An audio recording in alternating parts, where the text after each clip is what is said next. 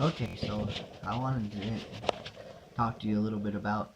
I didn't get a final video on that drywall crack repair video of all the popcorn and that, and I apologize. But I kind of want to explain a little bit about what you need to do for that. Well, what I did is basically I took a sprayer that you would put weed killing solution in, a pump sprayer that a lot of times you use for garden centers and gardening and that.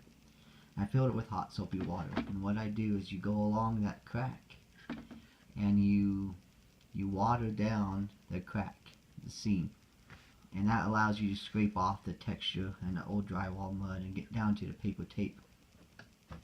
Once you get down to the paper tape, what you want to do is you want to remove the paper tape, sand the area nice and smooth and finished, make sure there's nothing there, and then you want to re-mud and re-tape. Now a lot of times some people say you can get away with just taking the X-Acto knife and cutting the edge of the seam into a chamfer like a little 45 degrees. I don't recommend that because if you just fill the seam up, it won't. It's just putting a band-aid on a situation.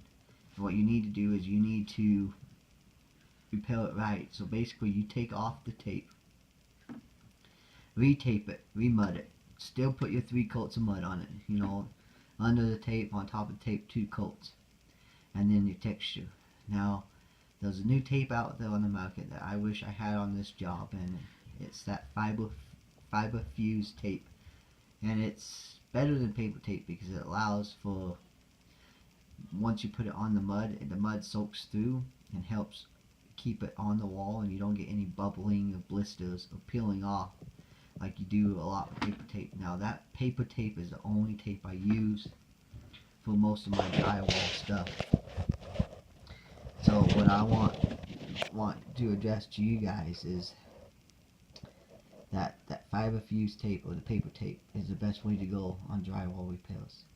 Now I didn't get a chance to finish the video, and that due situation clients being home and clients help and clean up and everything, and I forgot to do the video, to tell you the truth. So that's the best way to go about that. And then make sure the texture, you can't match texture 100%, but you can do the best you can and try and get it done. And so I wish I had a video for you, and I don't, but I kind of wanted to explain a little bit the techniques and how you would go about doing that. It's like I don't have a way to put the iPhone down and do things and quite yet and show you the process as I'm doing it. I wish I did. That would probably come later as I get more videos and likes on YouTube and subscriptions.